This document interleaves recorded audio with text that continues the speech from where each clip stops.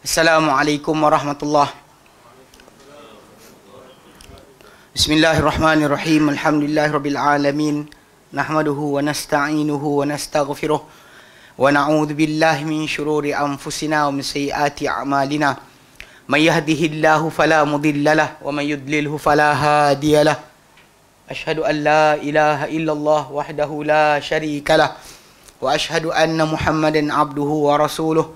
Allahumma salli ala Muhammad wa ala ali Muhammad kama sallaita ala Ibrahim wa ala ali Ibrahim innaka Hamidum Majid.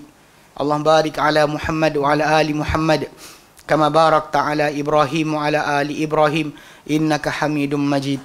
Rabbi shrah li sadri wa yassir li amri wahlul 'uqdatam min lisani yafqahu qawli, amma ba'. Alhamdulillah, kita bersyukur kepada Allah Subhanahu wa taala kerana dapat kita berkumpul lagi.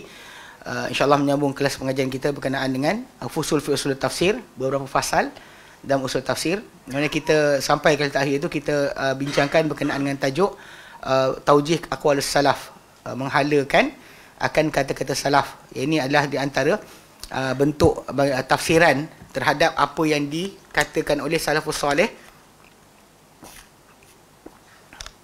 daripada pendapat yang mana dan pendapat tersebut kadang-kadang ada kejanggalan ataupun berbeza daripada yang lain. Namun kerana salafus soleh mengatakan sedemikian dan kita tahu bahawa kesilapan mungkin terjadi dan mereka itu adalah biasa, tapi kita takkan menggunakan tajuk tersebut untuk menolak semua pendapat mereka. Ini kita terangkan berkali-kali dan ini contoh yang kita berikan. Ada lagi berapa contoh lagi? 5, 6 sampai 6 contoh. Itu kita dah ambil 3 berkenaan dengan contoh-contoh bagaimana kata-kata salafus soleh yang bunyinya agak janggal, tapi dihalakan juga oleh para ulama untuk memahami kenapa mereka cakap sedemikian. Walaupun pendapat tersebut mungkin tidak kuat, marjuh, bahkan pendapat yang lain lebih rajih, tapi mereka tetap kerana mereka salafus soleh, maka kita anggap kata-kata mereka ini sasul tu mungkin kefahaman mereka yang terhadap satu perkara yang mungkin ada sudut pandangnya yang masuk akal. Adapun dari segi masalah kekuatan hujah, kembali kepada dalil. Dia bukan kepada masalah masuk akal. Akal bukan syarat bagi penerimaan dalil. Akal, kenalkan kita dalil. Akal bukan perkara pertama yang menjadikan hujah untuk satu perkara. Dia bukan tajuk asal penerimaan kerana akal semata-mata. Balik pada asal, agama bukan ikut akal. Okay, jadi hari itu kita ambil firman Ta'ala surah Qaf tu, laqad kunta fi ghaflatin min hadha tu, kata-kata Ibn Zaid, dia kata ini adalah Rasulullah SAW. Bunyinya macam pelik lah kan, janggal, tapi kalau maksud dia tak mengetahui, lalai tak tahu, memang betul, benar. Adapun dari segi masalah penjagaan Allah Ta'ala, tidak. Allah Ta'ala jaga Nabi SAW daripada segala perkara-perkara yang buruk. Hatta Nabi pernah teringin untuk pergi ke tempat-tempat, ke kerakyat orang-orang musyrik, tapi Allah Ta'ala jadikan Nabi tertidur. Dan apa saja benda Nabi buat, yang kita kata panggil apa, yang tak elok tu Allah Ta'ala jaga. Itu penjagaan Allah Ta'ala untuk baginda, supaya tak menjadi hujah ke atas, digunakan oleh orang-orang musyrik. Bila mereka nak tolak apa-apa Nabi punya ajaran, dia kata engkau dulu macam ni, ayat tak boleh keluar, tidak keluar sebarang ayat semikian. Perhatikanlah macam mana berlaku kepada Musa AS, bila mana dia tumbuk orang mati, kan Firaun pakai kisah tersebut untuk lawan dia balik ketika dia berdakwah kepada Firaun. Firaun sebut balik kan, wafa'alta fa'alta kati fa'alta, kan, kau buat betul, kau bunuh orang sebagainya. Jadi ayat tersebut akan keluar. Dan ini memang kepada orang yang denial ataupun yang suka untuk menolak, dia tak kira apa benda, dia akan gunakan sebagai hujah. Okay, itu yang pertama lah kita bincangkan. Okay, mana bila dapat wahyu, maka terbukalah penglihatan baginda SAW. Dan demikian juga ada dalam surah yang sama, fabasarukan yang hadid pun sama juga. Bila ada pendapat daripada Ad-Dhahhak bahawa ia adalah lisan mizan. Saya kata lidah timbangan lidah. Maksud dia penglihatan kau pada mata tajam, maksud dia engkau punya mata engkau sendiri adalah sebagai sebagai dalil atau hujah ke atas apa yang kau buat, kan. Itu sudut pandang mereka. Kemudian tentang firman Allah Taala dalam surah Al-Baqarah ayat 195. Okay, yang tak nyatakan wa anfiqu fi sabilillah wa la tulqu bi aydikum ila tahlukah. Infakkanlah, belanjakanlah itu harta kamu di jalan Allah Taala, jangan kamu campakkan diri kamu dengan tangan kamu ke dalam kebinasaan. Cuma dalam kata-kata Ibn Abbas tu ada maksud yang lebih umum berbanding dengan kekhususan pengertian ayat berkenaan kepada infak fi sabilillah. Bukannya belanjakan harta semata-mata atau bersedekah. Itu yang kita kata sudut pandang yang mana Ibn Abbas radhiyallahu anhu sebutkan. Walaupun sebenarnya ayat tadi lebih umum, lebih khusus kepada tajuk infak fi sabilillah. Okay, alhamdulillah kita ambil itu. Hari ini kita masuk berikutnya. Macam mana taujih aqwal salaf yang berlaku, yang di mana sebagian besar pada undang-undang tafsir akan menghalakannya. Okey. Firman Allah Taala dalam Quran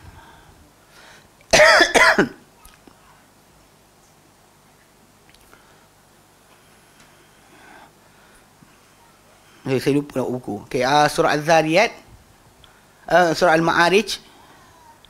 Surah Al-Ma'arij ayat 24 25. 24 25. Bila Allah nyatakan innal insana khuliqa halu'a, diciptakan manusia ni sifat dia halu', sering sangat tabiat resah gelisah. Iza masal khairu iza masal syarru jazua. Bila dia kena dengan sebarang kesusahan, dia akan sangat resah gelisah. Wa iza massahul khairu manu'a, bila dia dapat benda baik, dia suka pula menyekat kebaikan yang dia ada tadi, dia pergi pada orang lain. Kedekut. Dia sifat bila ada kebaikan dia kedekut. Bila tak ada kebaikan, dia akan resah gelisah. Illal musallin, kecuali orang-orang yang solat. Okey. Alladzina hum ala salatihim daimun, yang orang-orang yang mereka dan solat mereka sentiasa. Ini kena ingat ayat. Kena buka juga. Tak nampak kan, masalah juga. Surah Al-Ma'arij. Ayat ni best. Ayat ni tahu geng-geng macam apa, lepat. Lepat ni. Dia suka pakai ayat ni. Dia kata ayat ni, tengok. Ayat dia solat daim. Solat lain tau. Bukan solat biasa. Solat sentiasa. Tidak pernah berhenti. Hei. Pandai dia je. Geng ni. Al-Ma'arij. Kadang seronok juga duduk dengan geng sesat, dengan bangang ni. Tapi, kita pun jadi macam nak dengar kan. Macam mana otak dia cakap yang tu. Okay, kalau golongan golongan salaf, bila cakap mereka tu, kita cuba untuk hala tujukan kan. Kita nak tahu apa maksud dia, mungkin diorang silap cakap ni kerana faham macam ni. Tapi kalau golongan sesat, kita tak usah cari alasan. Kalau dia kata manhaj dia memang tak betul, tak perlu kita datangkan sebarang alasan untuk kata kod-kod dia ni niat baik, kod tayar, buang masa. Kita hanya bersangka baik kepada orang yang memang mempunyai manhaj yang betul. Adapun orang yang mempunyai manhaj yang salah, daripada sudut contoh macam awal-awal lagi dia ada pahaman, macam mana kita ikut Nabi, dia cakap macam tu dan tak usah pakai. Yang kita gunakan langsung apa benda cara untuk kononnya memberi alasan ke atas apa dia cakap. Kadang ada orang dia suka benda tu salah pun dia nak betulkan lagi. Dia entah agaknya maksud dia macam ni. Macam Tok Guru Nabi ke kanan, Tok Guru kiri, saya ikut Tok Guru.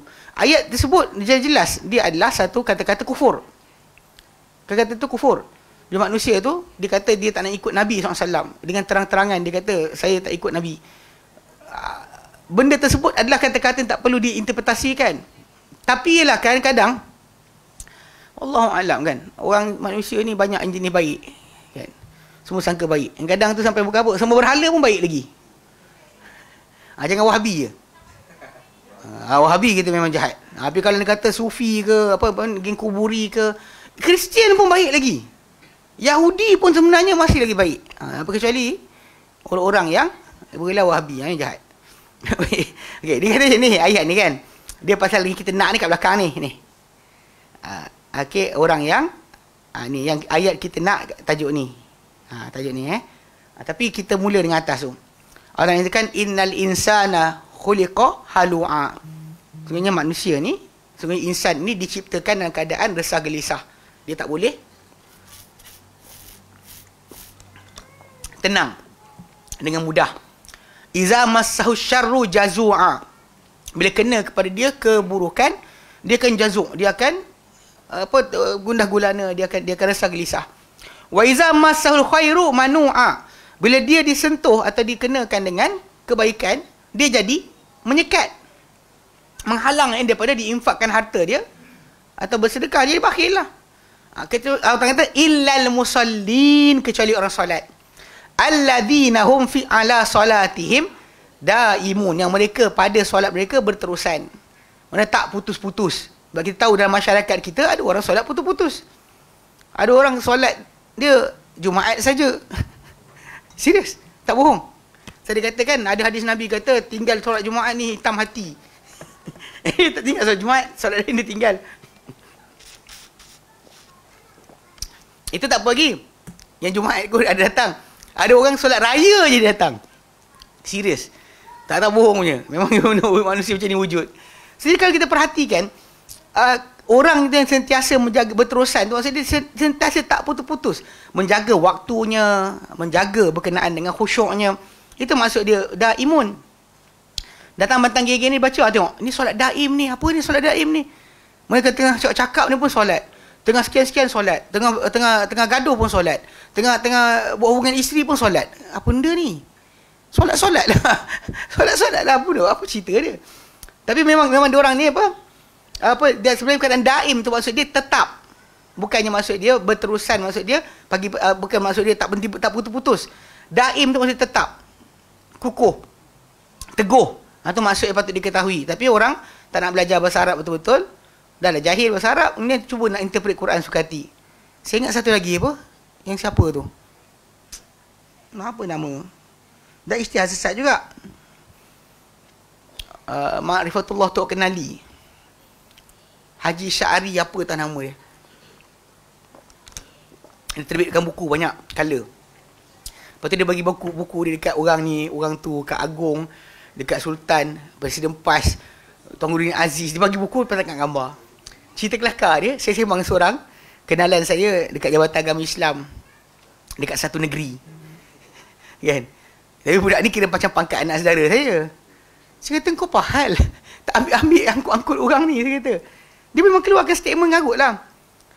Dia kata, macam tu apa?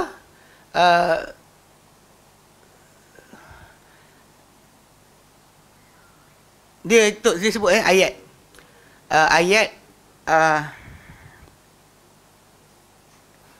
Sekejap. Pelik sikit ayat ni. Kita sebut cipta. Dia kata jadi.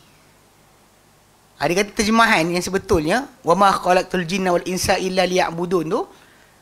Dia kata dia ambil separuh je ayat tu. Dia kata ada rakaman tu, saya tak ingat letak mana.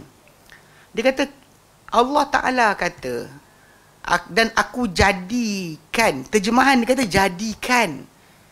Sebenarnya aku jadi manusia, aku jadi jin. Aku jadi jin, aku jadi manusia. Mana aku jadi jin, aku jadi manusia. Dia wahdatul wujud kan, campur. Dia masuklah dia kata. Allah kata dia jadi manusia, jadi jin, jadi manusia. Jadikan tu dia kata salah. Sebenarnya ayat yang terjemahan dia adalah ciptakan. Tidak aku ciptakan jin dan manusia. Dia berterjemah aku jadi manusia, aku jadi jin. Tapi itu ni juga saya kata dengan anak saudara saya. Kau tangkut lagi. Payah pakcik. Tengoklah gambar belakang tu. Dia bagi kitab pada sekian.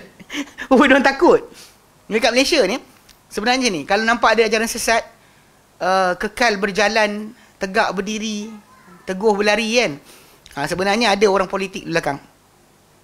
Serius. Ni bukan bohong-bohongnya. Ada orang politik di belakang yang menyokong orang tersebut. Jika tidak, yang lain dekat Jabatan Agama Islam tu faham dah orang tu sesat. Dah tahu dah, memang nak angkut dah. Memang tak puas hati dengan orang macam tu. Tapi tak boleh buat tindakan sebab ada orang politik di belakang. Naik orang politik A, tiba-tiba tarikat semua berani. Semuanya bangga dan juga ke depan buat seminar martabat 7 dan sebagainya kan. Sebab siapa di atas. Itu sebenarnya realiti yang banyak orang tak faham sebenarnya. Dia pasal kumpulan-kumpulan ni semua mendapat sokongan daripada ahli politik. Even Kazab tu pun dia ada keahlian. Parti politik utama negara. Ada lagi tak kena buang ahli pun. Kita kalau lain kan, kalau orang jahanam kan, rasa buang parti dah kot. Tak ada je keahlian dia on sampai sekarang.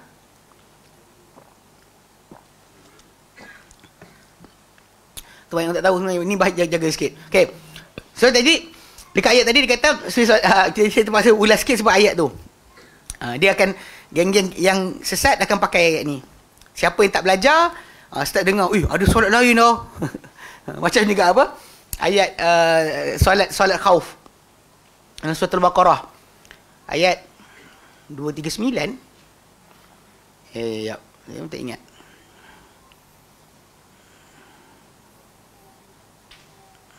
Ah, 23 239 betul, 239. Wa in khiftum farijalan aw rukbana. Kalau kamu ketakutan, maka solat dalam keadaan berjalan ataupun menunggang. Saya tengok ada sekali tu. Lepas tu satu video. Saya tak pernah tengok video sampai habis. Sekali tu ada potongan. Dia tak hampa tak tahu dia tu. Tengok. Ada solat berjalan, solat menunggang. Bukan solat macam dia orang solat ni, ada solat lain. Padahal solat tu ketika perang. Memanglah. Lepas tu Allah Ta'ala sebut lepas tu, fa idza amintum, bila kamu dah aman, fadhkurullah kama allamakum ma lam takunu ta'lamun. Maka ingat Allah Ta'ala balik. Mana solat balik macam mana Allah Ta'ala ajar kamu, apa kamu tak tahu. Ayat tu jelas lah. Memang ketika tengah peperangan, selain ayat 101 surah An-Nisa, ayat ni satu keadaan lain. Dalam ketika bertempur, ni solat. Walaupun dah kadang menepis, menentak, mengelak, tapi solat. Solat dalam keadaan bergerak. Memang betul pun. Maka para sahabat Nabi sebut kan. Cuma dalam konteks masyarakat kita ni, terutama bila syariat jihad dah ditinggalkan, maka perbincangan ni tak dibincangkan sangat. Bila orang pun biasa belajar kitab, mana sampai kitabul jihad. Habis-habis bincang-bincang kan, taharah, puasa, haji, itu ustaz mati. Tak apa, awak pun pindah rumah. Tak ada belajar. Ya, betul. Konsep dia. Sampai kitabul hudud. Apa dia kitabul jihad? Saya tak tahu pun kisah tersebut. Secara solat khauf. Kita alhamdulillah dalam solat dan kitab fiqh muyassar tu kita bincang sikit lah. Cuma sebenarnya perbahasan tentang tajuk benda ni akan dibincang lebih banyak ketika bila kita belajar kitabul jihad. Solat dalam keadaan perang tu macam mana? Tapi geng-geng yang sesat ni, dia tak tahu cerita, dia baca ayat ni, tengok. Yang kita pun, kes tak belajar, kita pun terkejut. Ada kau, solat boleh jalan, solat kenderaan. Dia jaga sikit. Ini pun sama antara ayat ni pakai oleh mereka. Yang kadang orang kita tak baca. Betul-betul, diorang ingatkan bahawa ini hujah bagi kumpulan yang keliru tu kerana ayat-ayat berkenaan. Okay, wallahualam. Baik. So jadi firman Allah Ta'ala yang kita nak bincangkan adalah ayat 24-25. Walladzina fi amwalihim haqqum ma'lum. Dan orang-orang yang selain daripada solat mereka ni, mereka berterusan, dia orang takkan terjadi macam manusia yang tadi, resah gelisah. Ia adalah orang yang pada harta mereka ada hak yang sedia diketahui. Lisaili wal mahrum, untuk orang meminta dan orang yang mahrum. Okey, siapa mahrum? So sekarang kat sini tafsiran yang datang daripada salaf tentang ayat ini. Dia kata, qala Ibnu Atiyah, berkata Ibnu Atiyah. Surah Al-Ma'arij tadi 24 25. Okey. Qala Ibnu Atiyah, berkata Ibnu Atiyah. Wa qala Umar bin Abdul Aziz. Wa qala Umar bin Ibnu Abdul Aziz. Telah berkata Umar bin Aziz radhiyallahu anhu, al-mahrumu al-kalbu. Yang mahrum tu anjing. Mana pada harta mereka ada hak untuk orang yang meminta dan orang yang tak berperolehan, yang tak dapat sebarang harta, yang tak dapat sebarang benda. Jadi dalam pendapat umum jumhur para ulama, mahrum yang dimaksudkan tu adalah sebenarnya orang yang kehilangan. Contoh orang tu ada harta, jadi kehilangan harta dia ataupun kena bencana. So orang tu mahrum lah. Benda tu ada tapi disekat daripada dapat harta dia. Maka orang ni termasuk dalam kumpulan yang dalam tu orang miskin, orang fakir, masuk dalam ni. Mahrum ni. Sa'il ni orang minta-minta. Sa'il, orang yang meminta-minta. Jadi sekarang ni, bila dia kata ke anjing, kan kita kata macam, apa hal anjing pula kan? Kita tak sebut kucing ke? Ayam ke? Okay. Kata Ibn Atiyah, arada, Umar bin Aziz mahukan dengan kata-kata dia sebut anjing, al-mahrum tu anjing tu, wallahu a'lam ta'ala lebih mengetahui, ayyu'tiya misalan minal hayawani dhil kabidir ratibi lima fihi minal ajri. Bahawa dia berikan sebagai contoh daripada binatang-binatang yang mempunyai hati yang basah. Mana hati yang mempunyai nyawa, binatang yang bernyawa, mempunyai hati yang basah tu yang nyawa lah. Kan binatang-binatang macam kucing, macam anjing, kan binatang yang dia mempunyai hubungan dengan manusia ni secara direct. Yang dia akan datang, dipanggil datang, dihalau dia pergi. Jadi dia kata bahawa Allah alam, Allah Taala lebih mengetahui, bahawa dia memberikan sebagai contoh daripada contoh tertentu daripada haiwan-haiwan mempunyai hati yang basah, kerana apa yang ada padanya daripada pahala. Hasbal hadithil ma'thur, mengikut hadis yang ditemui. Sebab kalau kita lihat Nabi SAW ceritakan tentang seorang wanita di kalangan orang yang terdahulu. Wanita ini adalah wanita pelacur. Dia beri minum seekor anjing, kan? Dia minum, dia dahaga, dia minum, kemudian dia cedokkan air untuk anjing yang kehausan. Maka Allah Ta'ala hapuskan dosa dia dengan sebab itu. Ini benda yang kadang kita kena ada belas kasihan jugalah, maksud dia kepada apa-apa binatang. Ya, marah kita marah, tapi bukanlah sampai kita apa, ada orang dia panah lah binatang tu, tembak dengan apa, pistol angin dan sebagainya kan, ball bearing. Tu tak patut lah. Dan halau-halau je lah. Benda tu kecil je. Kalau betul kita tak suka dia buang air, buang najis dekat rumput kita, rumput baru pula, rumput kapet kan, kapet Filipin. Dia kita pun kena marah. Tapi masalahnya binatang tu dia tak ada akal. Tuan binatang tu patutnya ada akal lah. Binatang tu tak reti apa. So marah pun dia macam tu juga. Kan, dia tak reti. Jadi belas kasihan yang ada di antara kita dengan makhluk Allah Ta'ala tu adalah di antara perkara yang akan membuka kepada kita di sisi Allah Ta'ala rahmat, bahkan keampunan. Pasal ayat tadi sebut kan, pasal manusia ni bila perangai dia, kalau kena dapatkan keburukan, dia akan gelisah-gelisah. Dapat kebaikan, dia kedekut.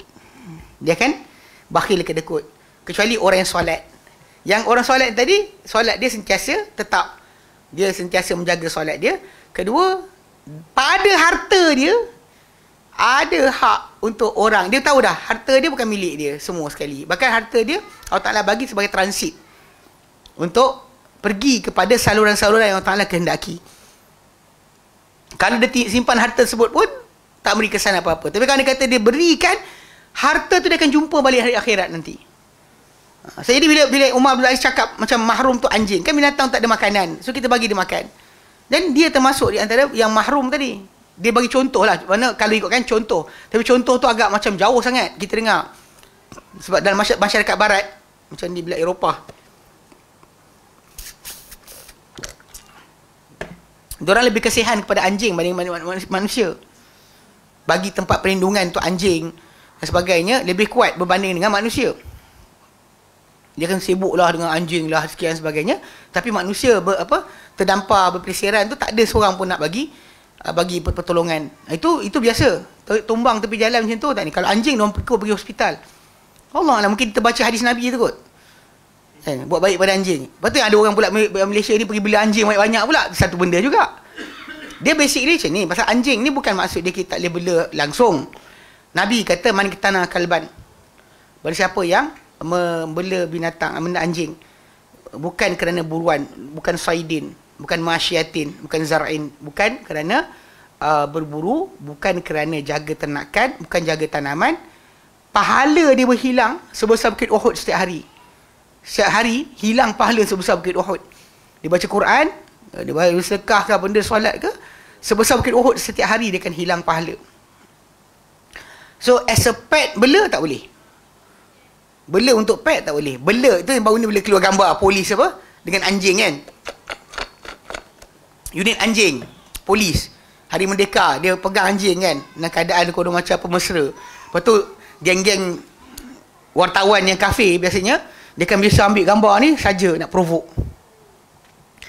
Yang pakcik-pakcik pun. Astagfirullahalazim. Dia pegangnya anjing. Kan. La ilaha illallah kan. Kalau orang pakai baju tak cukup, elok je dia diam. Tak cakap apa. Tak cakap apa pun. Perempuan pakai bikini, dia diam. Tak tahu kan. Tapi bila time nampak ni kan, orang peluk anjing. Astagfirullahalazim. La ilaha illallah kan. Apa nak jadi akhir zaman ni kan. Betul akhir zaman. Tak, benda tu masalah. Tadi kalau dia pegang anjing, tadi kan untuk anjing tu sebagai anjing, teman dia untuk menjaga keselamatan negara. Benda tak ada masalah. Dia termasuk macam anjing buruan. Anjing buruan tu kan bukan macam gitu je. Anjing tu memanglah ada connection dengan tuan dia. Takkanlah anjing tak manja-manja dengan tuan dia pula. Mana boleh macam tu? Memanglah bila awak bila binatang kan, awak beli ikan ke beli kucing, kucing tu akan manja. Mana awak buat style macam askar kan. Tu kucing tu kan anjing macam tu. Mana ada macam tu? Mestilah ada kan connection, belai sebagainya. Apa masalah dia? Kalau rasa tak ni samalah. Apa benda masalah dia?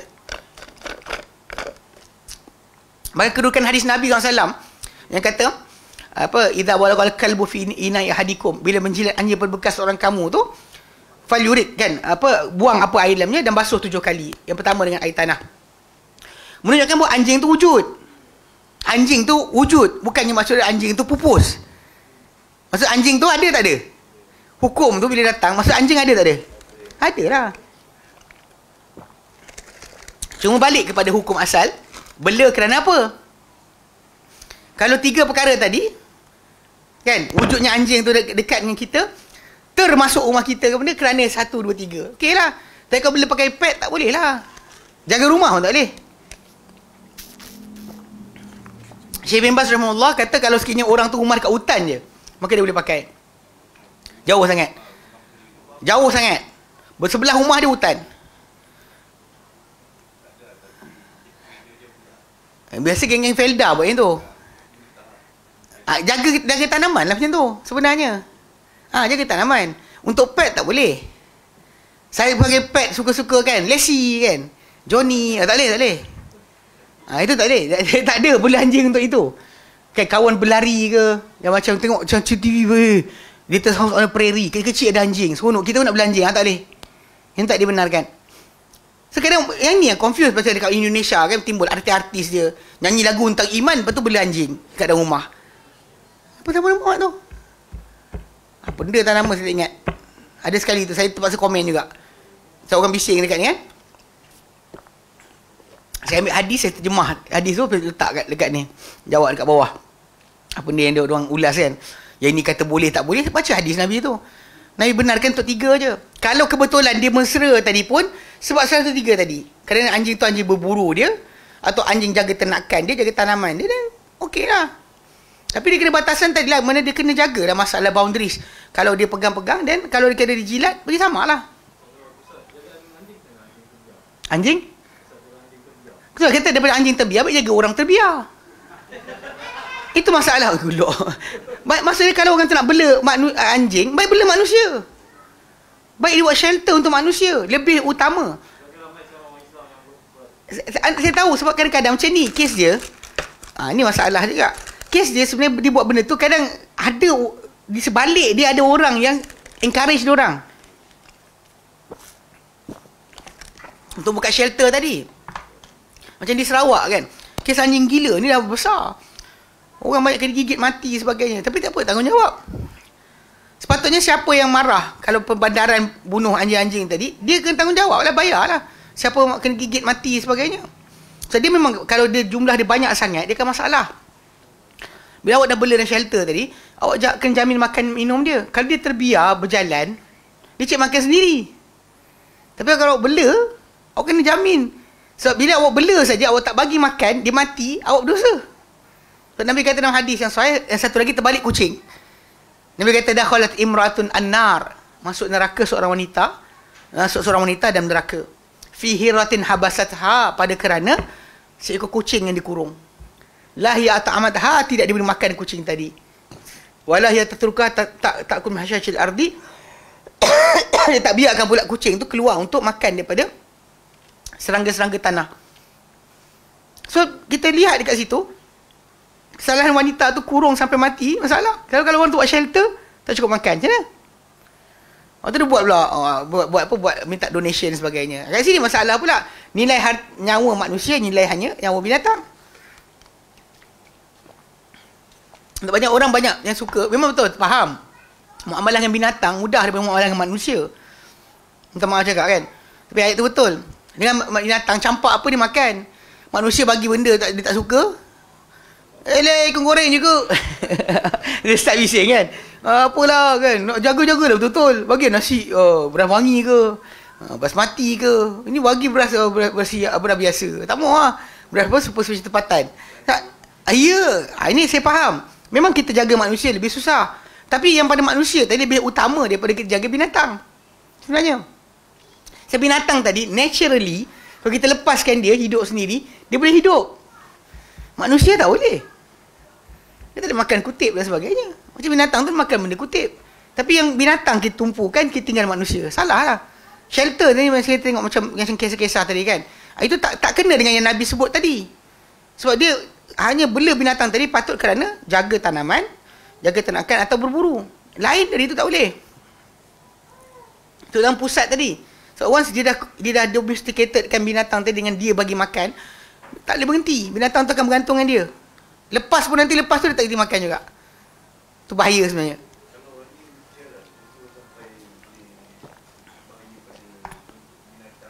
Dan memang sebenarnya memang bandaran akan tembak. Kat sini pula datang hak asasi binatang akan marah. Biasa kan jadi kes, bila binatang tu dah anjing tu gigit orang, dia tak tanggungjawab. Kumpulan hak asasi binatang ni, patut dia bertanggungjawab. Okey, kami jaga binatang, siapa kena gigit anjing kami bayar. Baru betul. Sekali awak suruh binatang tu berkeliaran, patut jangan bagi bandaran bunuh. Lepas tu bila bandaran bunuh awak pergi angkat. Tidak peri kemanusiaan, tak ada peri kebinatangan dan sebagainya. Tapi problem dia binatang tadi buat problem, awak tak tanggungjawab. Awak tak tanggungjawab pun. Awak biar keluarga tu orang tu mati sebagainya, awak tak bayar. Tapi bila binatang tu dimatikan oleh pejabat, dan memang dia akan ada lagi. Nabi sendiri SAW pernah berlaku dalam sejarah di Madinah, Nabi suruh para sahabat bunuh anjing. Semua anjing yang ada. Lepas tu Nabi hentikan. Mana time to time tu berlaku keadaan tadi. Bila dia banyak sangat, kadang-kadang dia membahayakan. Nak kejar gigit orang sebagainya. Tak boleh dah macam tu. Kita kena jaga manusia, bukan jaga binatang. Jaga manusia, anaya binatang macam masuk dalam mesin basuh sebagainya. Ya, kita hukumlah dia. Hukumlah dia. Tapi masalahnya kalau binatang tadi kan, dia dah buat kacauan pada orang. Siapa nak tanggungjawab? Ni macam orang yang kata tentang ni lah, tentang kes-kes tak nak hukum bunuh kepada pengedar dadah. Bila keluarga yang affected dengan pengedar dadah tu punya perbuatan edar dadah, siapa tanggungjawab? Ada pengedar dadah buat tabung. Siapa yang terkesan keluarga dia kerana dadah yang kami jual, kami bagi insurans. Ada? Tak ada kan? Lepas tu kita nak bela diorang. Kenapa nak fikirkan tentang tajuk tadi? Itu contoh nak faham lah. Jadi asasnya memang shelter binatang tadi, kalau bela sampai sihat, lepaskan balik, ya, okey. Katakan tempat sementara untuk bela sampai binatang tu sihat. Dia sakit, kita treat, ubat, rawat dia, ni lepaskan balik. Tak apa. Tapi kalau untuk kita bela sepanjang waktu, ada masalah. Dia tanggungjawab lah pula. Macam orang bela binatang yang pet pun kat rumah kan. Pening kepala bab ni. Dah beli ikan. Rumah tak ada ikan, tak ada binatang. Nak beli binatang, bini tak bagi. Kan? Lepas tu kalau bela-bela, bila kita musafir, siapa nak pergi makan? Balik-balik ikan terkapung dalam akuarium. Macam mana? Sudut asal bila kita dah domesticated benda tu, dia akan kena bergantung kita. Kadang dia kata kita macam bela kucing kan. Jiran saya, dia buat. Waktu mula tu dia bagi kucing kat saya, rumah dia. Pincu gate.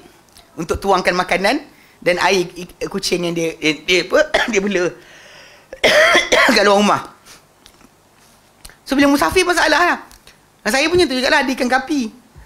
Ikan gapi yang biasa, ikan gapi cantik. Jadi bila kita nak keluar kan, nak pergi tak sekian, sekian, pergi 3-4 hari ke, pergi Perlis kan, hujung bulan. So terkabut lah pula kalau pergi satu family. Pasal lah pula letakkan kat rumah jiran, minta tolong bagi makan. Kita tanya balik kampung tak? Balik kampung tak? Tak balik kampung tu jaga ikan sekejap. Balik. Dia faham tak?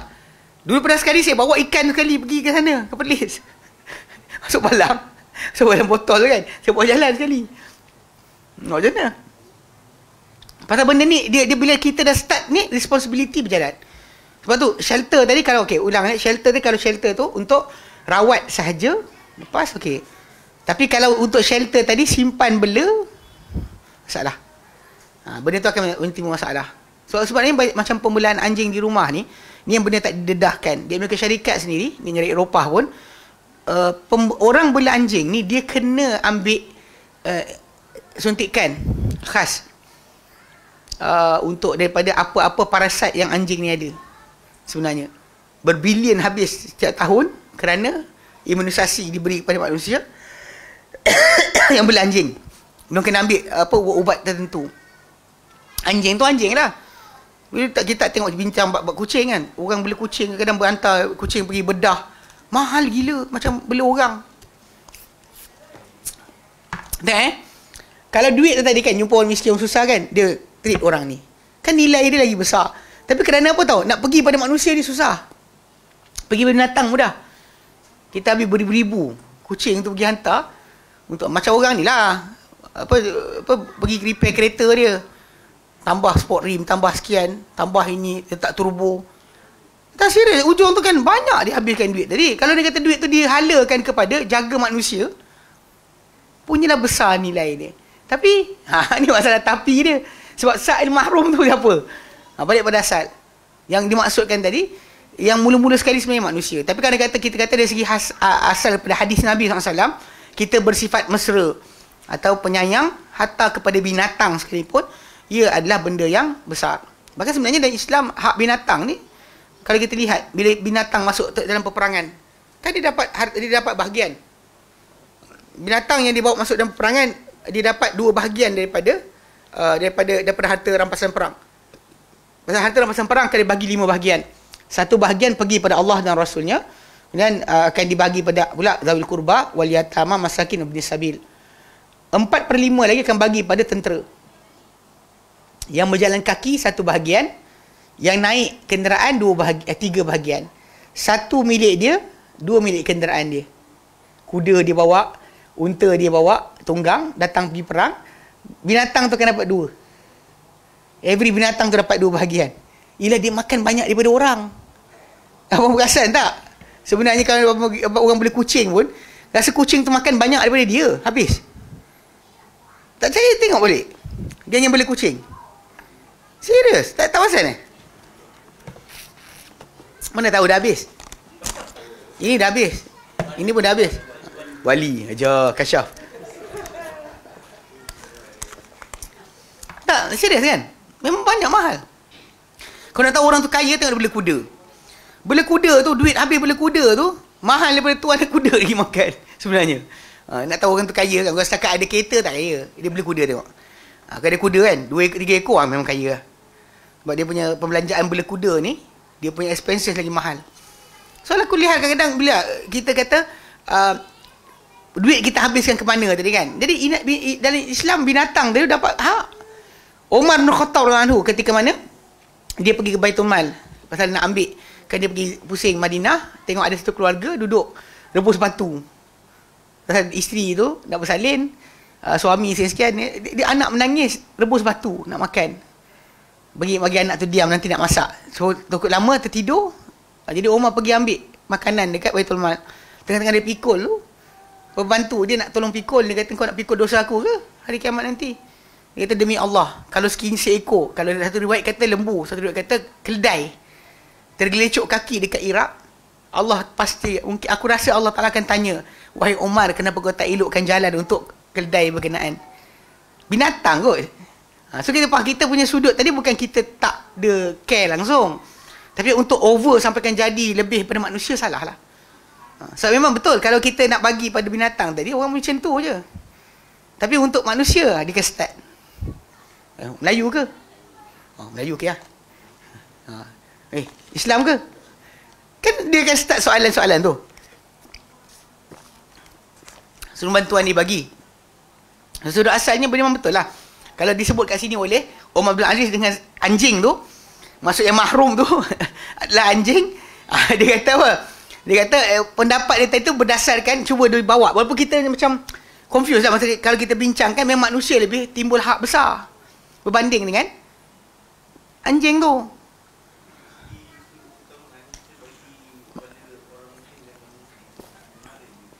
Kalau zakat wajib, Muslim saja.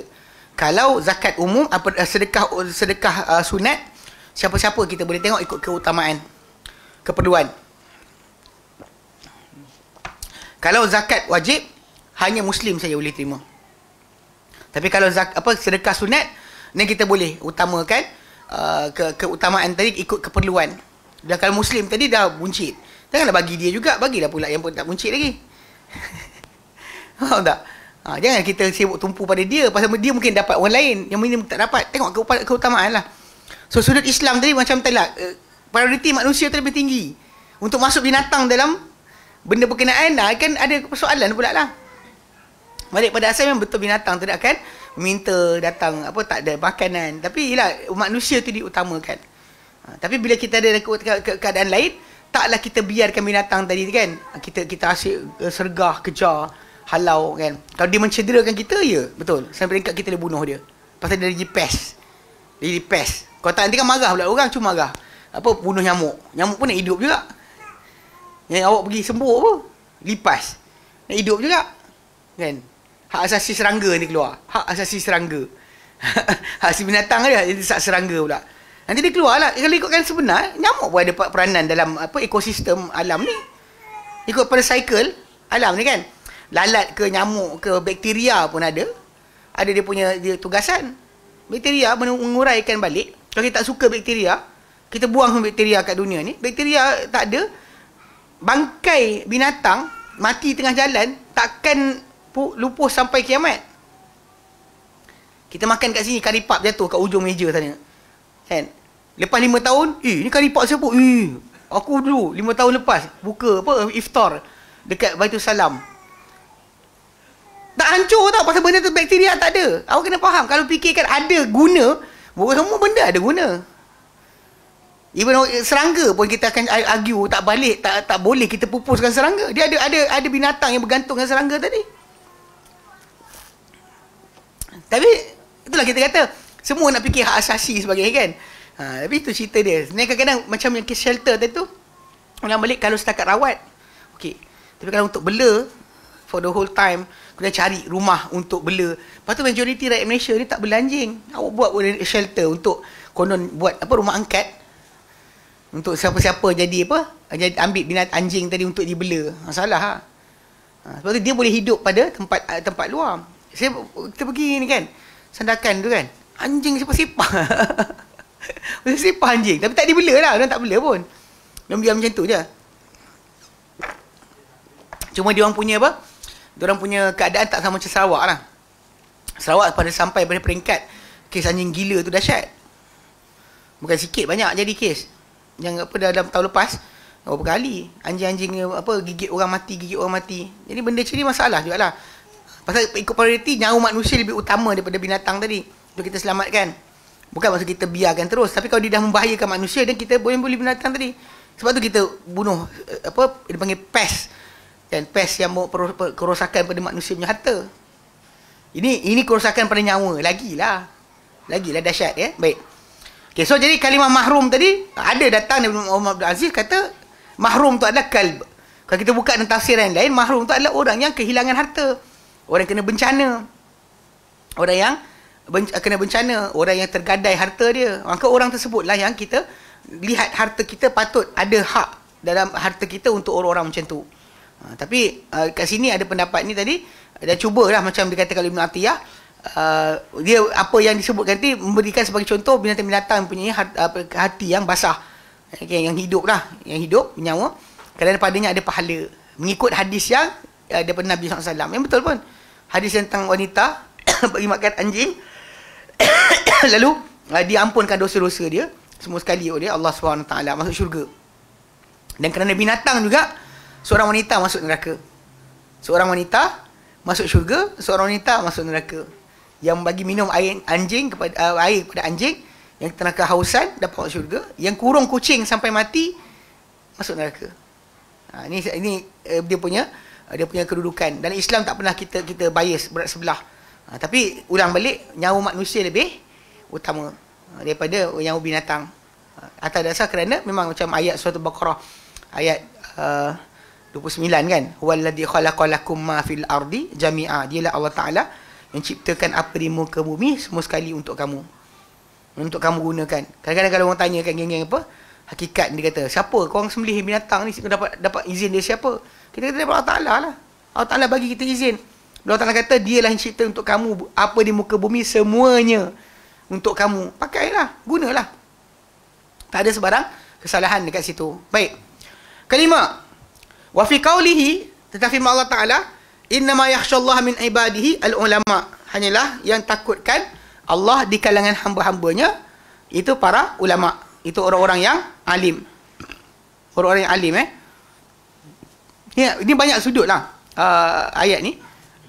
Antara tajuk dia pernah sekali lah dulu waktu time dekat Sudan.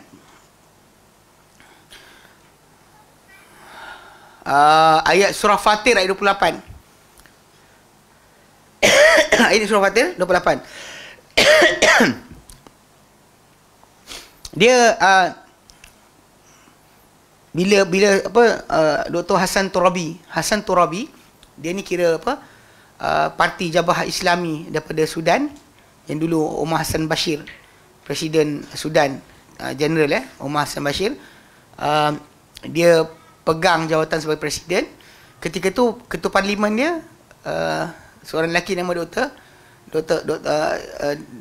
doktor ni, dia dikatakan ni lah apa, Hassan Turabi ni sebagai seorang yang bijak, boleh bahasa Perancis, bahasa Jerman, bahasa Arab, bahasa Inggeris. Dia kira orang kata mufakir lah, konon macam orang ni ahli fikir. Tapi dia punya idea banyak pelik. Antara benda waktu ketika zaman dia punya kuasa tu ada, dia implementkan dia punya idea yang Nabi ni manusia, boleh salah boleh betul. Jadi ayat tu macam manusia salah betul, betul implement dia adalah bukan semua arahan Nabi tu kita kena ikut. Ketika dia mula-mula buat benda tu dekat Sudan, benda tu kita dengar rumus lah. Dan saya tengok kawan-kawan yang daripada Afrika yang belajar dekat universiti, ada idea tersebut. Dia pakailah hujahkan Nabi dekat perang Badar, buat pilihan salah ketika letakkan tentera. Lepas tu kes dia bungakan Tamar, kes Abasa wa Tawalla. So dia kata dia pakai kisah-kisah tersebut untuk datangkan kata Nabi ni manusia boleh salah boleh betul. Cuma dalam kalangan pensyarah universiti ketika tu ada yang tak setuju dengan idea dia bawa. Saya jumpa seorang tu kata, saya bertekak dengan kawan saya daripada Sierra Leone. Sierra Leone. Dia budak tahun 1. Dia apa? Dia kata Nabi ni boleh salah boleh betul. Dia tak semua benda Nabi kata ni kita kena ikut, dia kata. Saya pun bantai bertekak dengan dia. Dia tahun 1, saya makan lorah. Gaduh dengan orang. Jumpa yang senior pun kita gaduh dulu. Yeah. Jadi bila saya bertekak-tekak dengan dia, saya jumpa seorang pensyarah dekat bahagian pusat bahasa tu. Pensyarah tu kata dengan saya, dia kata kau cakap dengan kawan kau, jangan buruk adab dengan Nabi SAW. Dia kata Nabi bukan bersalah, Nabi dijadikan bersalah untuk syariat. Nabi lupa rakaat solat untuk syariat. Bukannya Nabi manusia yang macam kita boleh salah boleh betul. Allah tak jadikan bersalah tu untuk jadinya hukum. Itu baru betul kita fikir, kita cara kita. Tapi Hassan Turabi ni dia banyak benda dia buat. Sehinggalah tahun waktu saya di Yaman keluar daripada satu statement. Statement ni menyebabkan para ulama marah. Semua ulama marah. Hatta ulama-ulama yang dahulu pertahankan dia pun semua tak diterima apa dia cakap. Dia kata dia lebih pandai banding Nabi dalam bab komputer. Bila cakap macam tu, ayat tu, walaupun betul Nabi SAW tak ada komputer zaman Nabi, tapi ayat tersebut adalah kurang ajar, biadab. Maka dibuatlah forum dibuat di Yaman. Kami waktu tu ketika tu Dr. Abdul Karim Zaidan, Dr. Abdul Habluf Ad-Dailami, ada beberapa orang lagi buat forum untuk jawab apa yang dikatakan oleh Hasan Turabi ni. So jadi bila diorang jawab, antara jawapan digunakan ayat ni. Ayat surah Fatir 28 yang tak nyatakan innama yakhshallah min ibadihil ulama. Hanya takut Allah di kalangan hamba-hambanya para ulama. Nabi tak pernah mengaku dia paling alim.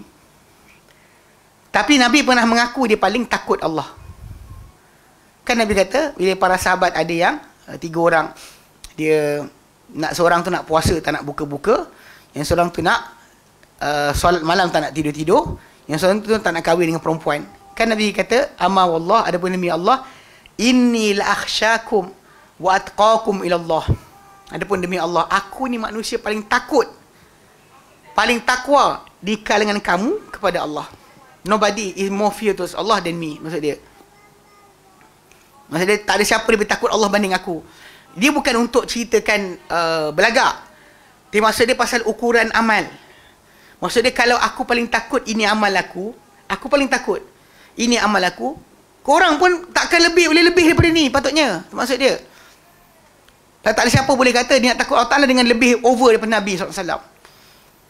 Pasal bila dia kata nak solat tak nak tidur, Nabi kata aku ni paling takut Allah, paling takwa kepada Allah Ta'ala dengan kamu. Tapi aku puasa, aku berbuka, aku bangun malam, aku tidur, aku kahwin dengan wanita, masa tu aku makan daging. Lepas tu Nabi kata, faman raghiba an sunnati falaysa minni.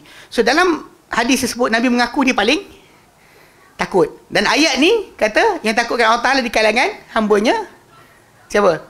Para ulama. So paling takut Allah adalah Nabi. Masa paling alim siapa? Nabi lah paling alim. So kita tak boleh siapa dia kata saya lebih pandai dari Nabi, tak ada. Ayat tak boleh keluar. Pasal Nabi tak pernah mengaku dia paling alim, tapi Nabi pernah mengaku dia paling takut. Dan Allah tak sebut dalam Quran, hanyalah takut Allah di kalangan hambanya para ulama. Jadi dan ini juga dalil bahawa iblis jahil. Dalil juga iblis adalah jahil. Sebab kalau dia alim, dia mesti takut Allah. Bila dia tak takut Allah Ta'ala dengan sebenar-benar takut, maksud dia tak alim. Kalau dia alim, dia takkan lawan. Jangan keluar ada ayat kan, iblis alim pandai Quran daripada korang ajar tu. Kita dengar kan, iblis lagi tua, lagi pandai Quran berbanding korang. Kita macam bila pula Quran turun kat iblis kan?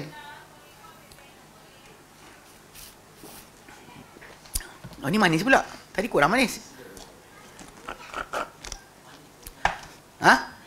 Yang kedua mana? Okey, ini pula habis. Okay, dia kata di sini pada firman Allah Ta'ala ayat 28 surah Fatir, hanyalah takutkan Allah di kalangan hambanya, ini para ulama. So the more alim orang tu, the more takwa, the more dia takut Allah Ta'ala. Qala Ibn Qayyim, kata Ibn Qayyim al-Jauziyah, wa fi tafsiri Ali bin Abi Talhah an Ibn Abbasin, dalam tafsiran Ali bin Abi Talhah daripada Ibn Abbas, fi qaulihi ta'ala, pada firman Allah Ta'ala dalam surah Fatir ayat 28, qala, berkata Ibn Abbas, alladzina yaquluna innallaha ala kulli syai'in qadir. Ulama ni adalah orang-orang yang mengatakan sesungguhnya Allah Ta'ala atas setiap satu amat-amat berkuasa. Okay, orang yang mengatakan sedemikian. Wa hadha min fiqh Ibn Abbasin. Okay, walaupun sebenarnya tajuk tersebut, orang yang mengatakan Allah Ta'ala atas satu amat berkuasa tadi, kalau itu saja sebenarnya kalau ikut kita tak cukup. Sebab banyak lagi sudut yang besar. Mengatakan Allah Ta'ala tu ke atas suatu amat berkuasa, itu satu benda. Patuh dengan perintah Allah Ta'ala, itu benda yang lain. Sebab iblis pun percaya Allah Ta'ala berkuasa atas segala-galanya. Sebab tu dia minta Allah Ta'ala panjangkan umur dia. Sebab dia minta Allah Ta'ala boleh buat. Sebab tu dia kata, anzirni ila yaumi yub'atsun, tangguhkanlah aku sehingga hari mereka dibangkitkan. Sebab dia tahu Allah Ta'ala memang berkuasa untuk buat benda berkenaan. Tetapi kat sini masalah dia, kalau itu adakah iblis masuk dalam kumpulan sebut? Okey, tapi kat sini Ibn Qayyim dia cuba nak halakan mana kata-kata Ibn Abbas ni masuk. Okey, dia kata apa? Wa hadza min fiqhi Ibn Abbasin wa ilmihi bitakwil. Ini adalah daripada kefakihan Ibn Abbas Dan ilmu beliau tentang takwilan, ini tafsiran. Dan wa ma'rifatihi bihaqaiqil asma'i was sifat. Dan pengetahuan dia tentang hakikat nama-nama dan sifat-sifat. Dia kata fa inna aktsara ahli kalami la yufuna hadhil jumlata haqqaha. Kerana sesungguhnya banyak ahli kalam tidak boleh menunaikan jumlah ini akan haknya. Walau kanu yukirruna biha, sekalipun mereka memperakui dengannya. Mereka mengaku tapi mereka tak boleh tunaikan maksud dia. Okey. Fa munkirul qadar. Pasal contoh ahli kalam ni, dia ingkar qadar. Allah Ta'ala tentukan perkara sebelum terjadi. Lepas tu dia kata tak adil. Dia kata tak adil. Kenapa Allah Ta'ala tentukan? Kalau tentukan, kenapa kita berdosa? Tak, dia balik pada asal. Kalau orang tu faham, innallaha ala kulli syai'in qadir, apa hak kita nak soal? Dia nak tentukan, dia tentukanlah. Kenapa kita nak kata pula tak adil? Unless ayat tadi kita tak penuhi maksud dia. Maksud dia Allah Ta'ala berkuasa tapi pada batasan apa kita nak. Apa adil yang kita maksudkan. Dan kita tak faham pun qadar tu macam mana. Sedangkan qadar tu sendiri, macam kita pernah terangkan, qadar dia adalah apa yang Allah Ta'ala catatkan, apa terjadi di dunia sebelum ia terjadi. Ia catatan yang sebelum berlaku. Bukan paksa kita buat. Bukan paksa kita buat. Dia macam, ya, kita pernah bagi analogi kan. Saya ambil satu kertas, saya tulis dalam kelas kita ni, kita buat exam, minggu depan ada exam tahu kan? Minggu depan exam. Mula kan. Okey, ada exam. Katakan saya kata ada exam. Okey, kemudian saya sebelum exam, saya ambil satu kertas, saya tulis. Gagal, yang tak nak nampak muka gagal, yang nampak muka lulus kan. Gagal lulus, saya ambil kertas tu, saya letak dekat sini. Bucu meja ni. Orang nampak lah, semua 3 orang nampak saya letak kertas ni. Minggu depan saya bagi soalan dekat Abu Talha. Lepas tu kelas kita exam. Lepas tu bila lepas exam, saya tak datang lagi, saya cuti. Ayah ke mana tak. Kemudian ada seorang apa kita pergi ambil kertas ni. Buka. Ustaz letak kertas ni sebelum daripada exam berlaku. Tapi ustaz dah tulis dah gagal lulus. Lepas tanya, kau lulus gagal? Serupa lah. Lulus gagal. Tengok semua sama. Petulung kata, kau ngajar Ustaz Ali. Belum lagi kita exam, dia nak gagalkan kita. Betul? Saya tanya soalan. Anda gagal sebab jawapan anda ke sebab saya tulis? Ambil tulisan tu mana? Okey. Bukan kasyaf. Cerita dia kan, saya cikgu. Saya guru. Saya tengok anak murid saya, mana yang beri perhatian, mana main telefon, mana sekian, mana yang tidur. Saya nampak dah dalam kelas. Mana yang ada buat saya nota. Lepas tu bila saya tengok keadaan tadi, saya boleh anggarkan dia terjawab ke tidak soalan saya. Dan soalan saya pun buat. Saya juga buat. So saya buat soalan, saya boleh tahu, saya boleh anggarkan siapa lulus siapa gagal. Tapi sebagai manusia, saya boleh silap. Betul tak? Tapi Allah Ta'ala, bila tertulis tadi, dia kan silap ke? Takkanlah. Dia tahu manusia, dia tahu apa benda yang akan hadapi semua sekali. So, bila tertulis benda berkenaan, apa masalah dia? Kita bukan dituntut untuk tahu apa dalam takdir pun. Kita disuruh beramal. Wa qul i'malu. Katakan Muhammad, beramallah kamu semua. Fasayarallahu amalakum wa rasuluh. Akan melihat amal kamu Allah dan Rasulnya. Nampak tak? Dia suruh kita beramal. Bukan suruh kita persoalkan tulisan tersebut. Cuma pada Allah Ta'ala, benda tu apa nak jadi, semua dia dah tahu dah. Tak ada benda yang terlepas daripada pengetahuan Allah Subhanahu Wa Ta'ala. Kalau kita berdoa, ada perubahan pada ketentuan Allah Ta'ala, pun dia tahu dah. Pasal itu adalah umul kitab. Yang tak ada siapa tahu apa yang jadi kat situ. Hatta Nabi pun tak tahu. Kalau Nabi tahu kiamat bila. So itu. Tapi geng-geng Mu'tazilah ni, ahli kalam ke, kan, dia tak terima. Kan macam kita bincangkan dekat Manhajul Talaqi, Istidlal, Amr bin Ubaid. Dia kata kalau dia dengar hadis Nabi. Hadis apa?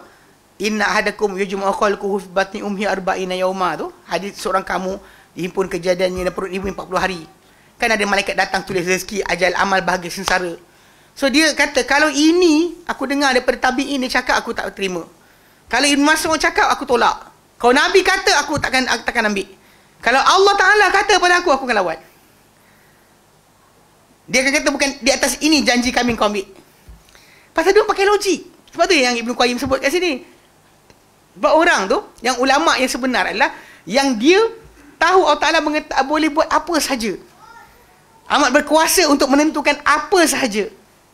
Tak ada siapa yang boleh katakan tidak. Sebab tu, dia kata mereka ni sekalipun mereka mengakui, tapi mereka tak menunaikan pengertian Innallaha ala kulli syai'in qadir tu dengan sebenar-benar apa cukup-cukup penunaian dia. Dia kata contoh dia, famunkirul qadar. Macam contoh dia, orang mengingkari qadar. Wa khalaqa af'alil ibad, dan penciptaan akan perbuatan hamba. Allah Ta'ala jadikan kita buat benda ni, ini perbuatan kita ni adalah makhluk. Ciptaan Allah Subhanahu Wa Ta'ala. Kita boleh bercakap ke, kita boleh buat ke, Allah Ta'ala yang izinkan. Allah Ta'ala yang benarkan.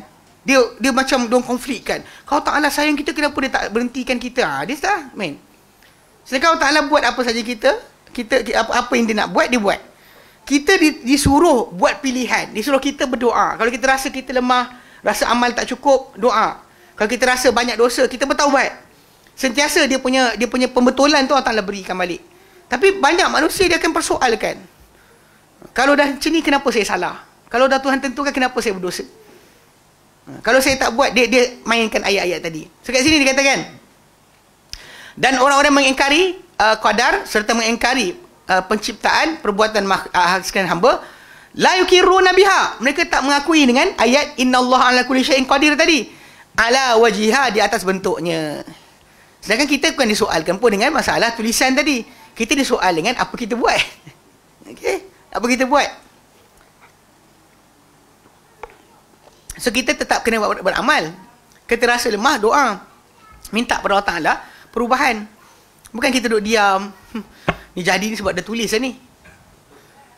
Dia kata, tuan-tuan yang marah saya, apa jadi dah tulis. Saya jahil, cakap bukan-bukan ni pun Tuhan dah tentukan. So tuan-tuan kena terima. Ini masalah. Masalah lah. Okay. Jadi dia kata kat sini, okey, wa munkiru af'ali rabbi qa'imatun bihi la yukirruna biha ala wajhiha, dan orang-orang mengingkari perbuatan Tuhan tertegak dengannya. Macam Allah Ta'ala berkata-kata, melihat, kan golongan Jahmiyah tak terima. So dia kata contoh macam tak berkata-kata tadi, sekarang boleh berkata-kata. Ada perubahan dia makhluk, maka tak berkata-kata. Tadi tak lihat, sekarang lihat.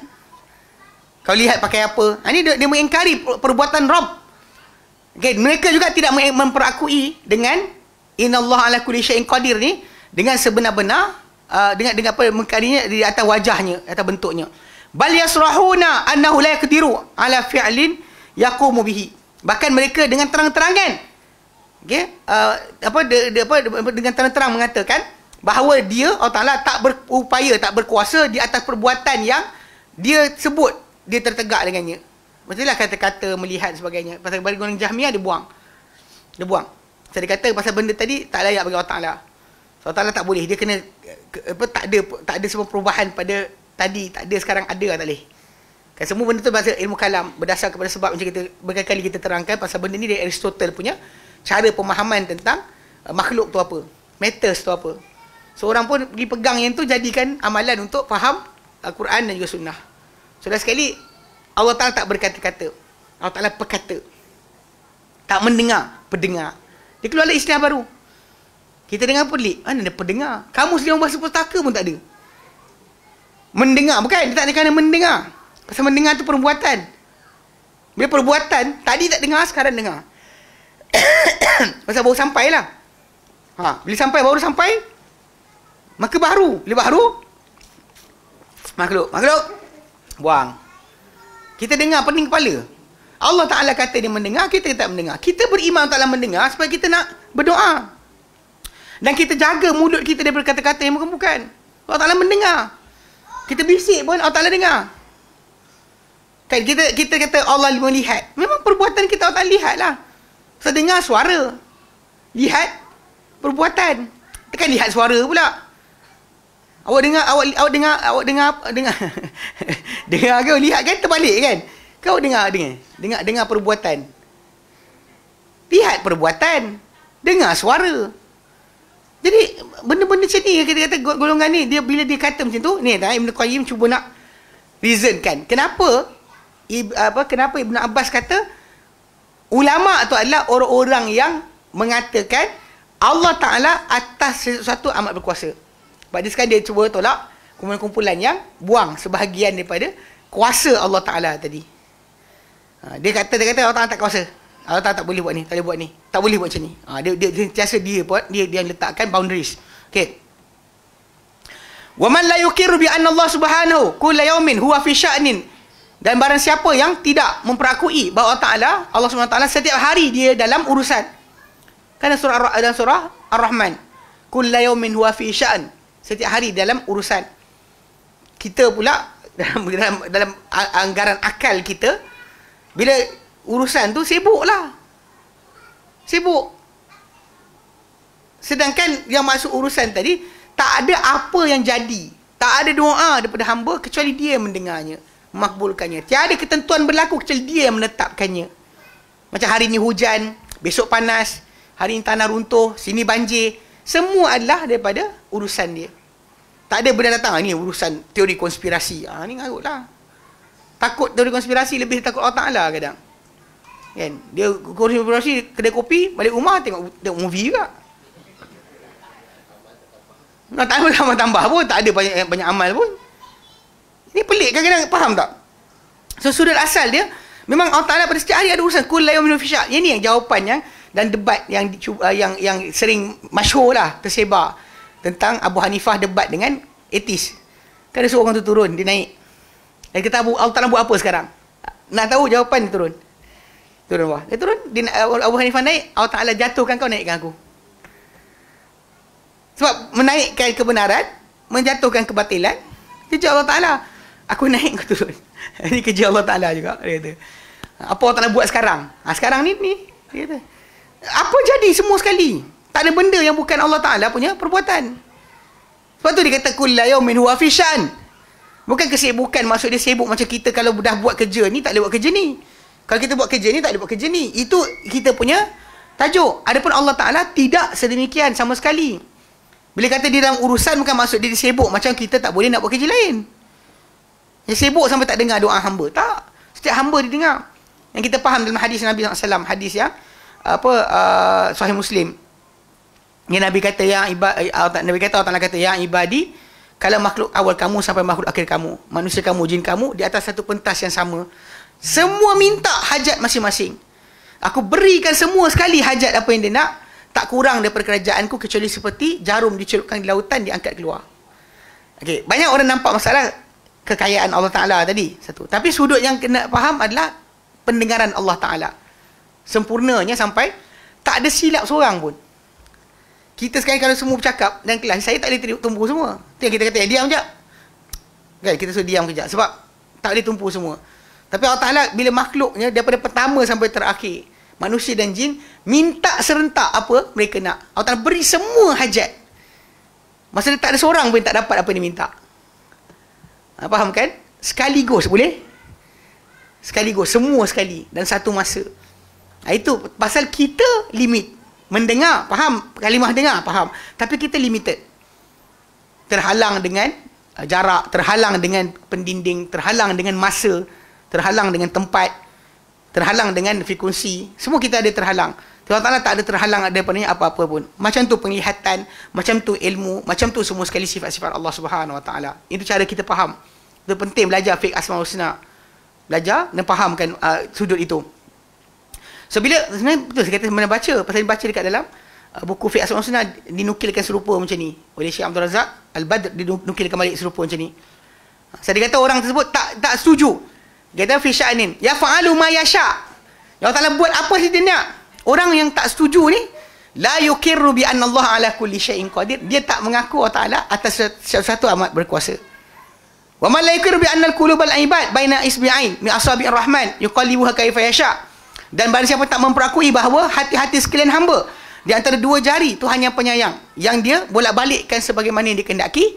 Wa anna subhanahu muqallibal qulub, hakikatan Allah Ta'ala membolak-balikkan hati secara hakiki. Hari ni suka, besok benci. Hari ni sayang, besok tak sayang. Ini Allah Ta'ala buat. Wa annahu in syaa'a an yuqimal qalba aqamahu. Dan Allah Taala kalau dia nak luruskan hati, dia luruskan hati. Wa in syaa'a yuzighahu azaghahu. Kalau dia nak bengkokkan, dia bengkokkan. Orang tak setuju ni, la yuqiru bi anna Allah ala kulli syai'in qadir. Dia tak memperakui bahawa Allah Taala atas setiap sesuatu amat berkuasa. Wa man la yuqiru bi annahu istawa ala arsyihi ba'da an khalaqas samawati wal ardi. Dan siapa yang tak memperakui bahawa dia Allah Taala ni bersemayam di atas arasy-Nya sesudah dia ciptakan langit dan bumi. Bahkan sebenarnya sebelum langit dan bumi tercipta pun Allah Taala dah ada arasy. Kan bila hadis Bukhari, kana Allah wa lam yakun syai'a. Tapi geng-geng yang apa? Yang suka suka nak ubah maksud tu, dia tak nak baca hadis ni. Dia ambil riwayat daripada Nahjul Balaghah, Syiah punya himpunan, kata-kata Ali bin Abi Talib. Dia tak ambil yang Bukhari ni.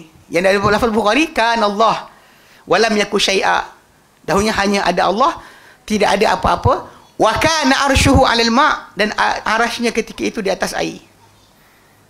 Mana sebelum langit dan bumi tercipta, langit dan bumi ini tak cipta lagi, arasy Allah Taala dah ada. Tapi orang tak setuju. Dia tak setuju. Katakan dia tak setuju Allah Taala bersemayam atas arasy-Nya sesudah penciptaan langit dan bumi. Wa annahu yanzilu kulla lailatin ila sama'id dunya, dan bahawa dia turun setiap malam ke langit dunia. Yaqulu, sambil berkata, may yas'aluni fa'utih. Siapa nak meminta pada aku berikan dia. May yastaghfiruni fa'aghfirullah. Siapa nak minta ampun kepada aku untuk aku ampunkan baginya. Wa annahu, kalau dia tak mengaku, tak percaya. Sedangkan Nabi bagi tahu ini yang benar berlaku. Wa annahu nazala ila syajarati fakallama Musa kallamahu minha. Allah Taala turun sampai ke pada pokok tempat Musa bertemu dengan Allah Taala di bukit berpokok di Sinai. Kan bila Musa pergi ke Tur Sina, kan. Tur tu bukit berpokok. Saina tu gurun Sinai tu. Di situ ada bukit berpokok. Tur. Jadi Musa pergi kat situ. Memang dekat situ memang dia bercakap dengan Allah Taala directly. Cuma macam mana boleh kejap ke atas, kejap kat bawah, itu bukan kerja kita. Tapi kita memang situ tempat di mana Musa terima wahyu daripada Allah Subhanahu Wa Taala. Dan Allah Taala kata pada Musa, bahkan ditabirkan sahaja daripada penglihatan Musa Allah Taala. Maka bila diminta oleh Musa alaihissalam untuk lihat, Allah Taala buka hijab dia. Hancur berkecai gunung yang berhadapan Musa alaihissalam. So jadi sudut dia memang kat situ lah, bukan tempat lain. Tapi benda tu berlaku, memang berlakulah. Ya. Yeah? Dia kata fakala Musa Musa kallamahu minha. Maka dia berkata-kata kepada Musa dan berkata-kata daripada arah pokok tersebut. Wa annahu yanzilu ilal ardi qabla yaumil qiyamati hina takhlu min sukaniha. Bahawa dia akan turun ke bumi sebelum berlakunya kiamat, ketika kosongnya bumi daripada penduduknya. Wa annahu yaji'u yaumal qiyamati, dan dia akan datang hari kiamat, fayafsilu baina ibadihi, dan dia akan putuskan hukuman di antara hamba-hambanya. Wa annahu yatajalla lahum yadhaku, dan dia akan menjelma padanya ketawa. Ini semua Nabi sebut. Ini apa yang datang daripada Nabi SAW. Wa annahu yurihim nafsahul muqaddasata, dan dia akan perlihatkan kepada mereka dirinya yang amat suci. Wa annahu yad'u rijlahu 'alan nari fayadhiku biha ahlaha, lalu dia akan letakkan kakinya pada neraka dan akan sempit kepadanya penghuni-penghuni neraka. Ini apa yang kita bincang dalam surah Qaf. Bila neraka kata bila Allah kata halim talati, adakah kamu telah penuh? Neraka kata wa taqulu hal mim mazid. Kita buka dalam tafsir Ibn Abbas sebut bahawa Allah Taala akan pijak ke dalam neraka, dan neraka akan kata penuh-penuh dah. Cuma macam kita terangkan dulu pada awal pengajian kita, tajuk tu lepas lama dah. Benda tu bukan nak ceritakan berkenaan dengan jisim Allah Taala, tapi nak ceritakan berkenaan kebesaran Allah Taala, yang mana neraka ni campak apa saja hilang. Bahkan menjunam seorang manusia ni dengan sebab kata-kata dia yang salah ke dalam neraka 70 tahun tak sampai dasar. Dan bila dikata pada neraka, ada tak engkau dah penuh ke? Dia kata ada tambahan lagi ke tidak? Punya besar neraka tu Allah Taala Maha besar. Lebih besar dari neraka. Tak ada neraka ni boleh menenggelamkan apa-apa yang lain, benda lain kecuali Allah Taala aja. Dia tak boleh. Mana adakah kata penuh, neraka tu kata penuh. Ni apa yang datang kita baca bincang hari tu. Bukan untuk menjisimkan Allah Taala, tapi kita terangkan apa Nabi sabdakan atau apa yang disebut oleh para sahabat daripada Nabi sallallahu alaihi wasallam. Okey. Wa yanzawi ba'daha ila ba'din, dan dia terlipat neraka tu kepada sebahagian lain. Nak ceritakan kerana besarnya agungnya Allah Ta'ala.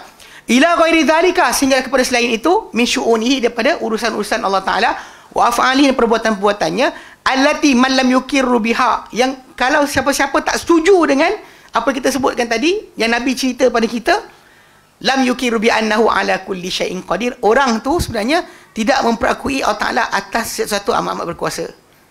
Simple je. Bila kita kata Allah Ta'ala berkuasa, dan apa dia cakap tentang dirinya, semuanya kita beriman. Macam mana kita tahu? Sudut asal ni kita faham kalimah tapi tak tahu cara. Itu cara kita beriman dengan ayat-ayat sifat. Ayat-ayat berkaitan sifat Allah Ta'ala dan asma' dan sifat Allah Ta'ala. Apa Allah Ta'ala cerita pada kita, kita faham. Tapi tak ada bandingan untuk kita bandingkan dengan makhluk-makhluk ni. Kita faham kalimah tapi tak tahu cara. Itu asas pertama, kena ingat berkali-kali. Fayalaha kalimatan min habril ummati. Aduhai, ia adalah satu kata-kata yang ini yang sangat hebat daripada pendeta umat ini. Itu Ibn Abbas radhiyallahu anhu, terjemah Al-Quran dan penterjemah bagi Al-Quran.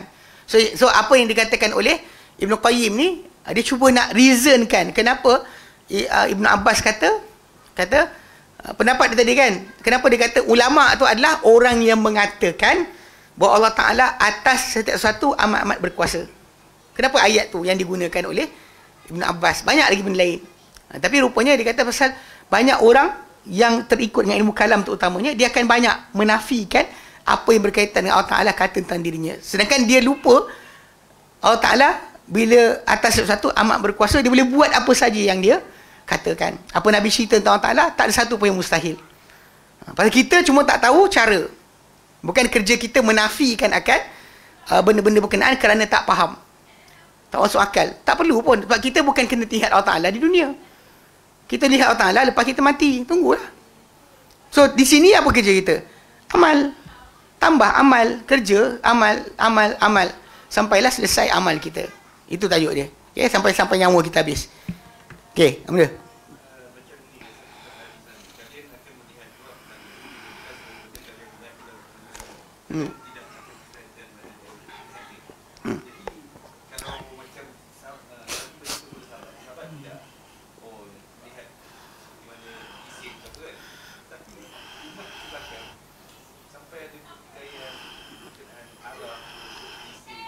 Pasal orang ikut ilmu kalam.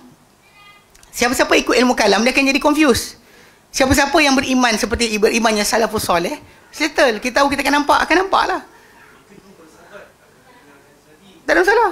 Dia faham. Sebab tu Nabi kata, bila para sahabat kata hal nara rabbana yaumil qiyamati, adakah kami akan lihat Tuhan kami hari kiamat nanti? So Nabi kata, adakah kamu berhimpit-himpit, bersesak-sesak pada bulan malam 14, malam purnama, tiada antara kamu dengan sebarang awan? Pada kata tidak. Adakah kamu akan berhimpit-himpit, bersesak, ragu-ragu tentang matahari yang tengah hari, yang tiada di antara kamu dengan sebarang awan? Nabi kata, macam itulah kamu akan lihat Tuhan kamu terang-terangan dengan mata kamu sendiri. Ya.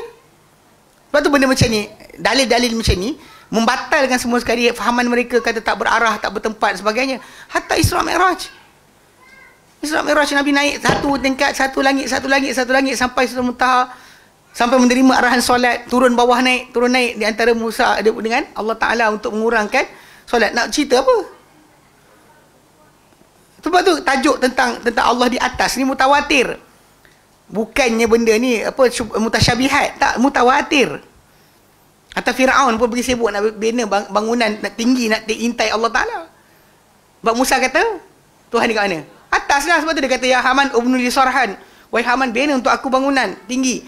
La'alli attali'u ila ilahi Musa, moga aku boleh intai Tuhan Musa. Itu yang idea daripada Firaun sendiri. Macam Musa cakap apa? Kalau Firaun nak bina bangunan intai Tuhan Musa, maksudnya Musa cakap apa? Tuhan di mana? Atas lah. Pasal kes dia macam ni. Pasal bila kita terlibat dengan ilmu kalam tu lah kita confused.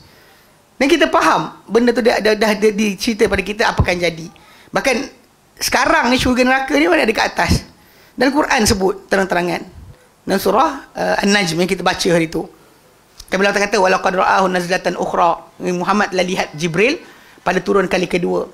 Inda sidratil muntaha, di sisi sidratul muntaha. Indaha, di sisi sidratul muntaha tu apa? Jannatul ma'wa, syurga tempat kembali. Dah ada dah. Maka Nabi masuk, Nabi sebut dalam Islam, aku dimasukkan dalam syurga. Aku lihat tiba-tiba kubah-kubahnya adalah daripada mutiara, tanah dia daripada kasturi yang paling wangi. So, nak cakap apa, nak kata tak ada lagi. Diorang kata ni simbolik.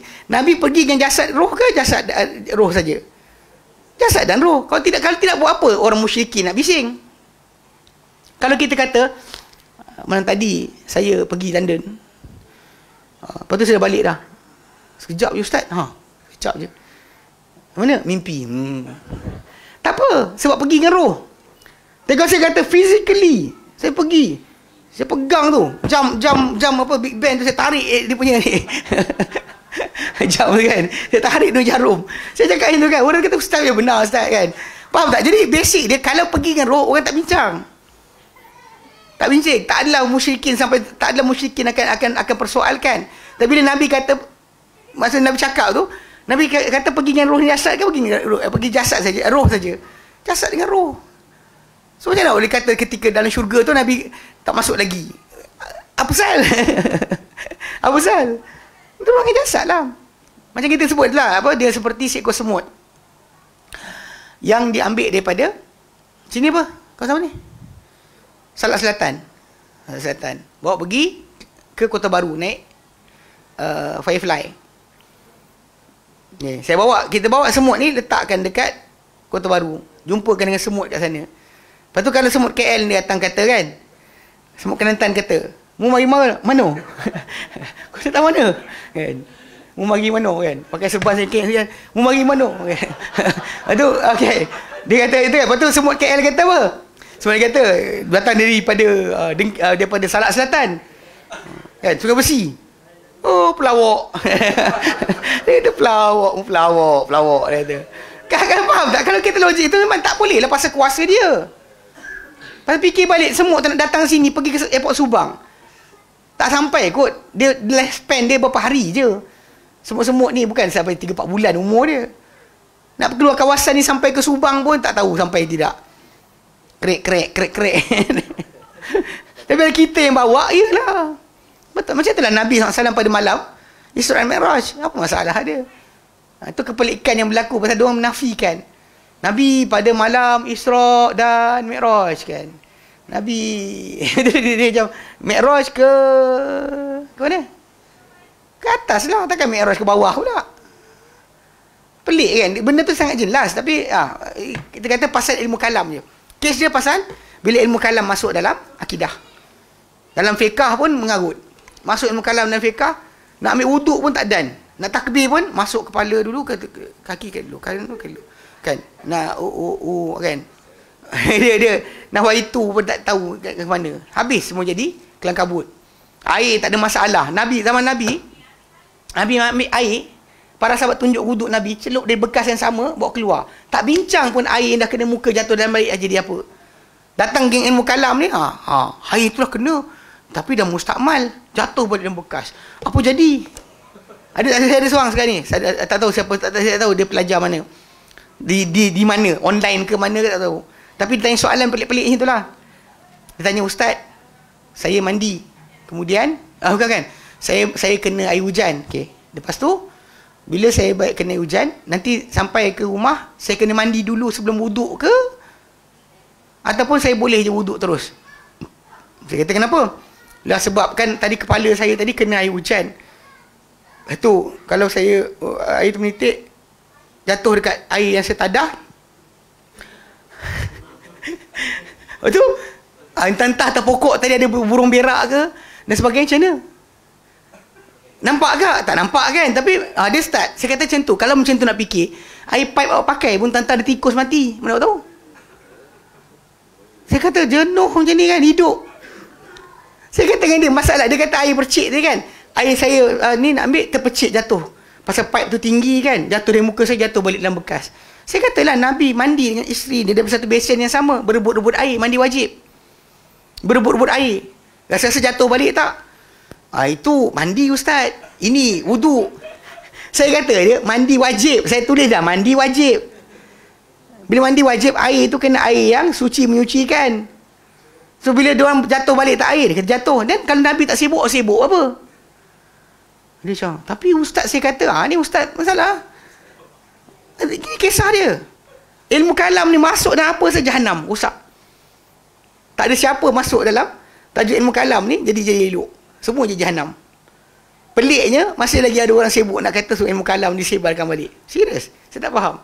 Rungsing gila, nak ambil wuduk pun tak was-was. Kita lupa time tak belajar lagi, mandi wajib dalam tandas kecil, air sebaldi, gitu tarik air kan, bismillah. Tak nak jatuh balik dalam baldi. Lepas tu kita baca hadis Nabi kan, berebut air. Tak apa pula. Tapi ustaz saya kata kena niatkan gayung. Nabi dia kata, ni aku sibuk cakap apa? Wallahu alam, ni masalah dia. Okey, baik. Okey, terlajak dah berhenti ni. InsyaAllah kita sambung kemudian. Yelah, udah kan, tak nak balik saya boleh. Tak nak balik? Boleh je.